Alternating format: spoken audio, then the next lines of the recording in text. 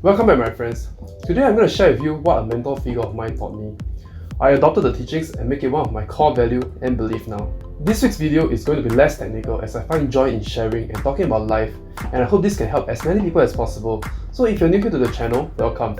If you find my content useful, you help me out by liking this video and subscribing to my channel. Thank you. So when it comes to self-discipline, I think many of us young lads in this generation do not have it. We are distracted by all kinds of social media apps and lack the ability to focus a task on hand. So don't get me wrong, I'm guilty of it too.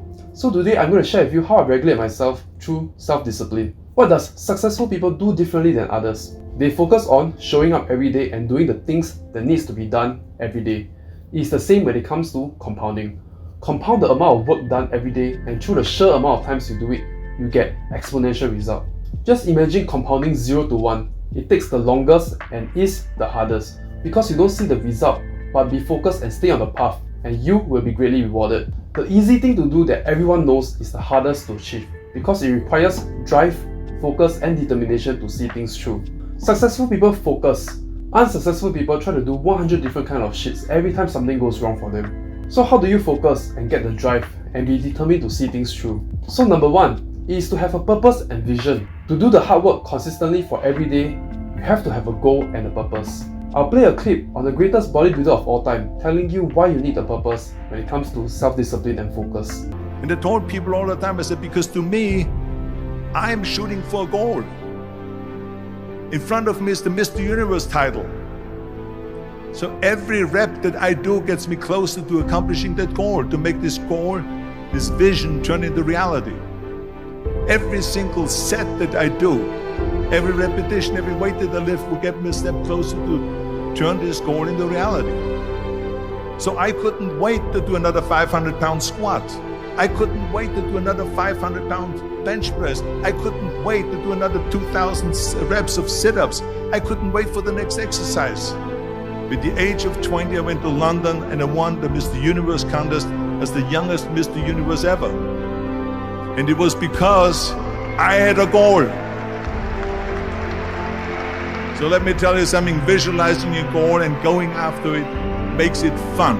You got to have a purpose no matter what you do in life. You got to have a purpose.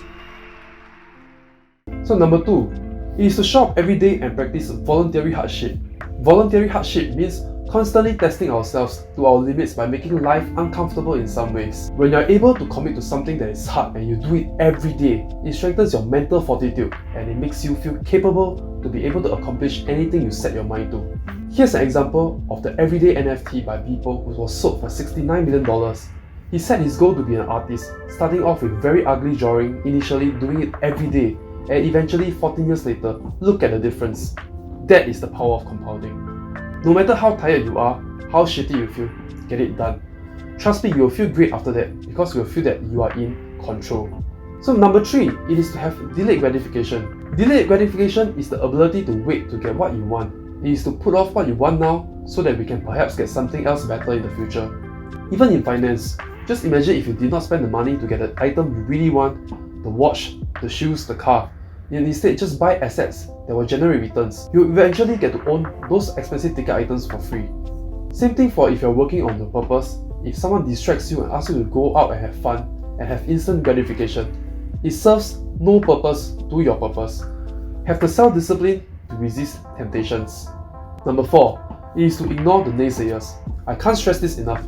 These people are just negative people who have nothing better to do with their lives and perhaps even unhappy with their own to begin with. If you have a vision, use your willpower to get it done. I remember myself 2 years back discussing with a banker about putting all my money in Kimley at 23 cents. I explained my conviction and said I bought 100,000 worth of shares. I did my research and homework only to get demoralized by him by saying good luck to me, that I don't know anything and all sorts of other negative stuff that he said to me. Let's take a look at where Kimley is now. It is at 38.5 cents, a 65% increase in stock price in a market like SGX. People that tell you it cannot be done are people that know no better than you, because each of us are too busy with our own lives to fully care about yours. Everything always seems impossible until it is done.